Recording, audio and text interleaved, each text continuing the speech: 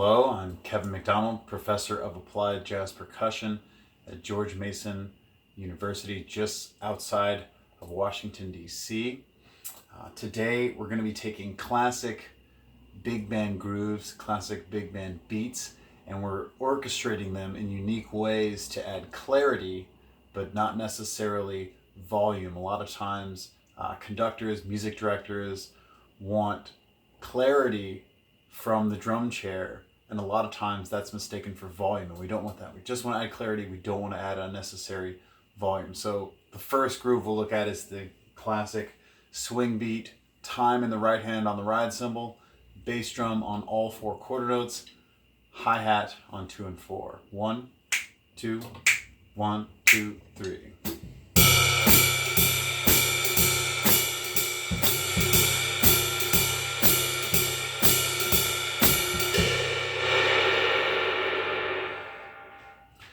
Now, the first way we can add clarity is by playing cross stick on 2 and 4. The bead of the stick makes contact with the drum head, and our left hand simply falls onto the rim, making that sort of cross stick sound. Great drummers to have done this include Sam Woodyard of the Duke Ellington Orchestra and the great Sonny Payne from the Count Basie Orchestra. Again, the exact same thing, but with cross stick on 2 and 4. 1, 2, 1, 2, 3.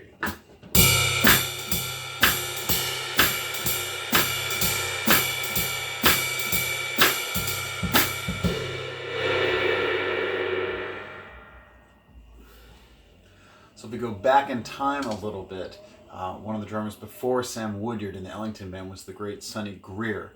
And Sonny Greer would add clarity, but not necessarily volume, by playing a rim shot in the left hand.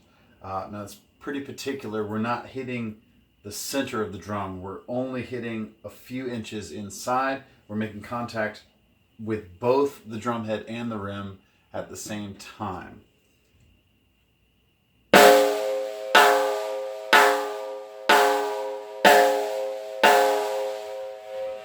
So Sonny Greer used to do this. Gene Krupa did this a lot, but it adds clarity. That high pitch doesn't necessarily add too much volume. So same thing, rim shot with only a few inches in,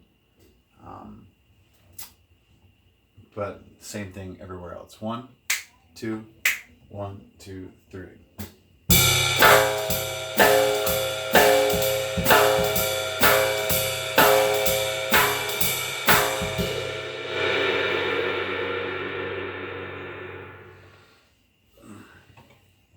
So we've uniquely orchestrated the swing beat this way. We can also do this with other grooves. So take, for example, the Americanized version of the Brazilian bossa nova. Straight eighth notes in the right hand, bass drum plays 1 and 3 and 1 and 3. Left foot in the hi-hat plays 2 and 4, and conventionally the left hand plays cross stick in a 2-bar pattern that starts either on 1 or on beat 2. I'll play the version that starts on beat 2. So again, this is sort of the Americanized version of the basic beat, the Americanized version of the Brazilian bossa nova. 1, 2, 1, 2, 3.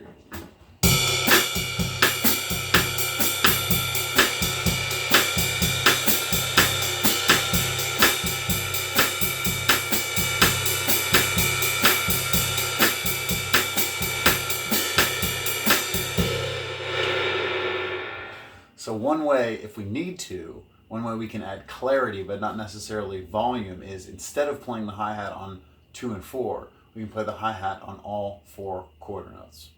So exact same thing, hi-hat on all 4 quarter notes rather than just 2 and 4. 1, 2, 1, 2, 3, and...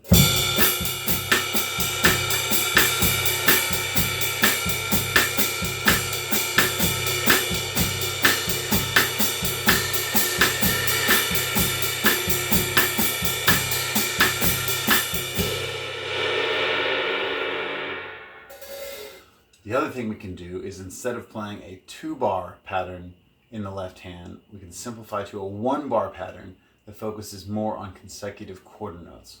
And that can have a way of clarifying the time for the ensemble. So exact same thing, hi-hat on all 4 quarter notes, and we're going to play the left hand cross stick on beat 1, beat 2, and the end of 3. Again, it's a 1-bar pattern. The focus is more on consecutive quarter notes. 1, 2, 1, 2, 3, and.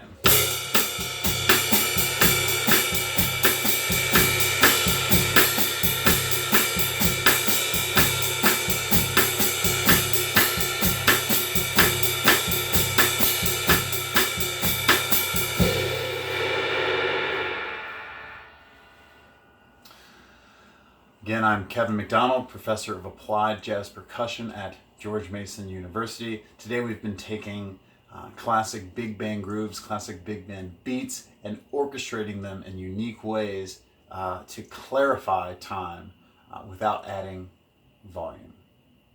Thank you.